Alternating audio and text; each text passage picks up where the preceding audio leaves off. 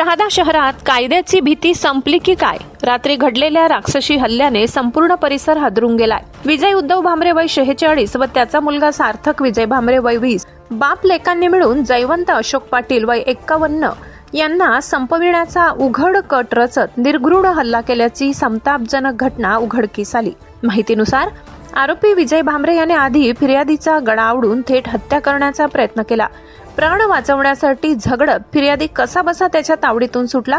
मात्र एवढ्यावर न थांबता संतापाने पेटलेल्या विजय भामरे याने स्कूटीच्या डिक्कीमधून धारदार कोयता काढला आणि तुझे आज जास्तच झाले आहे, आज तुला जिवंत सोडणार नाही अशी खुलेआम धमकी देत फिर्यादीच्या गळ्यावर वार केला. हा वार चुकवत असताना फिर्यादीच्या डाव्या हाताला जखम झाली, अन्यथा मोठा अनर्थ अटळ होता. दरम्यान आरोपी क्रमांक 2 सार्थक भामरे यानेही चाकू घेऊन फिर्यादीकडे धाव घेतली आणि त्यालाही जीवेठार मारण्याचा प्रयत्न केला. क्षणभरासाठी संपूर्ण परिसरात भीषण दहशत निर्माण झाली होती.